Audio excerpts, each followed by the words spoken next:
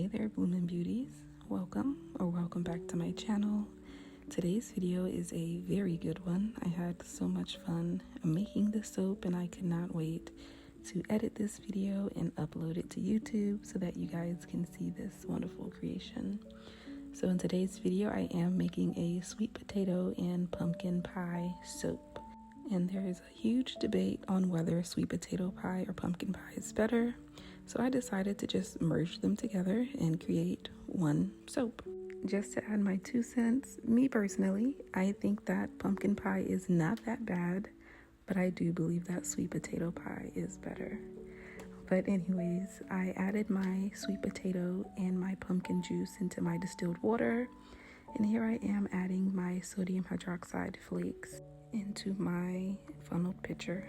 And I will say that I don't think that I'll ever use lye granules ever again because this was so much easier.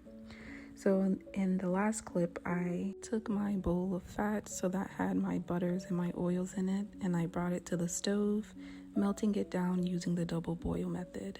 So now, after some time, both components have cooled, and I like to soap around 80 degrees to 100 degrees Fahrenheit, but it all really depends on the type of soap that I'm making. So if I have multiple components to complete, then I would want a batter that is flowy, because when you have a batter that is slow moving, you have the ability to control it more. So if you do want it to be thicker, then you'll continue to stick blend, and you'll see in this video that's exactly what I did. I portioned out the batter, and the bowl that I'll set to the side, I left that alone, and you'll see in the later clips that it'll still be fluid. This batter here that I added the lemon peel powder to, I will continue to stick blend because this will be my crust for the bottom and top.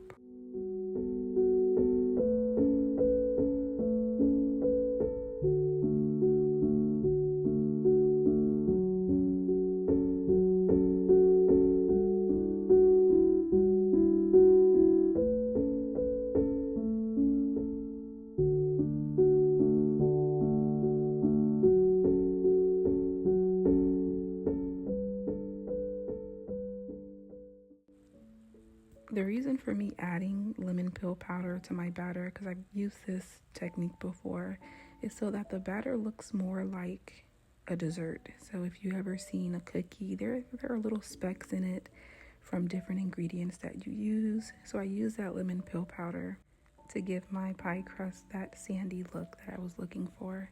So these dishes are actually quiche dishes that I got from Amazon, and of course it will be linked in my description. And for me, it doesn't matter if it's a quiche dish or an ice cube mold, as long as it is a silicone mold and it can withstand the temperature of soaping, then I'll use it as a soap mold.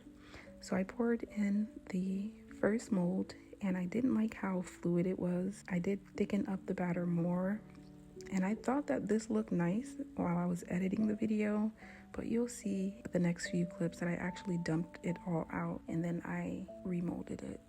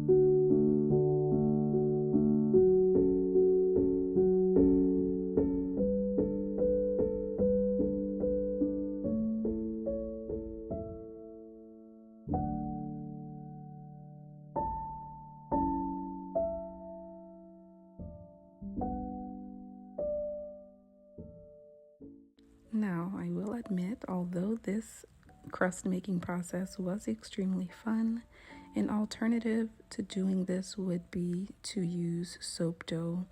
And soap dough is exactly what it sounds like. It's soap that is more malleable, so it has the texture of Play-Doh or actual dough. And using soap dough makes it easy because you're able to press down into the soap mold and actually form it how you need to without making such a mess like I did. But I do eventually clean that up. So now here is the actual pumpkin and sweet potato batter. I added vanilla bean powder so that it can have those specks like a regular pie would. And then I added turmeric for the color. So a fun fact about my little business, when I first started soaping, I did not use fragrance oil, which I still don't use, but I recently did place an order, so I'm gonna test it out just to see how I like it. And then another thing that I never used when I initially started soaping was mica. So I colored all of my soaps with natural ingredients. So for this soap, I kind of wanted to go back to how I did it originally. So I was able to get that nice golden sweet potato pumpkin pie color by using natural ingredients like turmeric and vanilla bean powder. And if vanilla bean powder is too pricey, because oh my goodness it is, especially with the increased prices of everything, you can also add ground coffee. Make sure that it is in powder form and you add a little bit, because coffee does darken, and we're just using this for the little specks opposed to darkening the entire batter. So be mindful of that.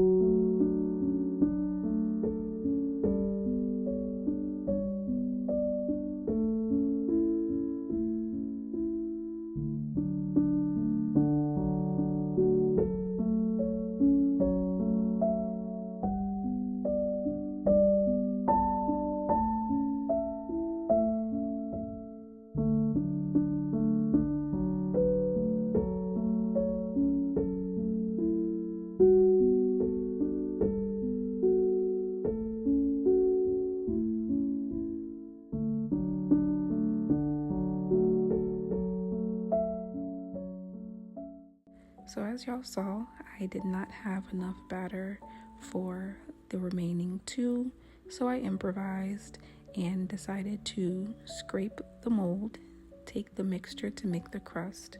Initially, I was going to make the crust the next day using soap dough, but I decided to just do it all in one day.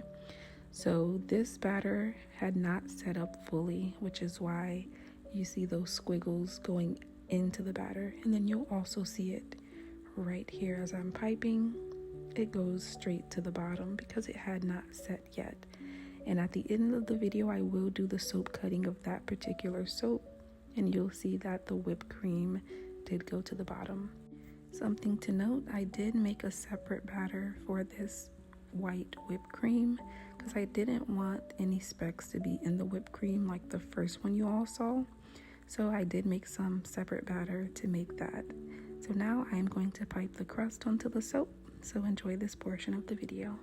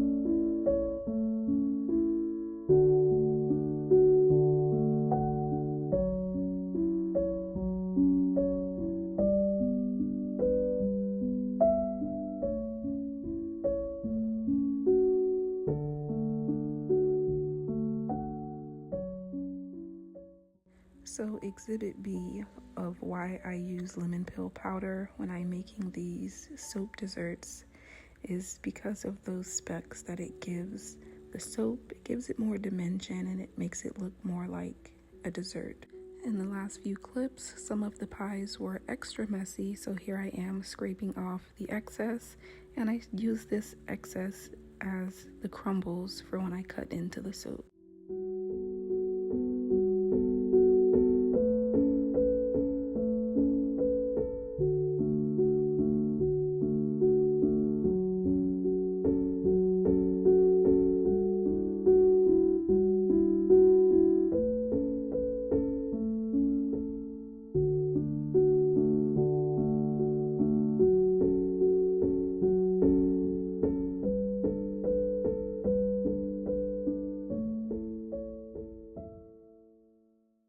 So here is the big reveal. Y'all, this literally, you cannot tell me that this does not look like a pumpkin pie or a sweet potato pie or both. It literally looks great. It looks good enough to eat, but of course we will not be eating this. So as you saw, the whipped cream did sink to the bottom because the batter had not set, but I still really loved this soap. And in the next few clips, you'll see what the inspiration was for this soap. But since we are getting close to the end of the video, my blooming beauties, thank you so much for watching, and I hope to see you in the daisy fields the next time. Bye-bye.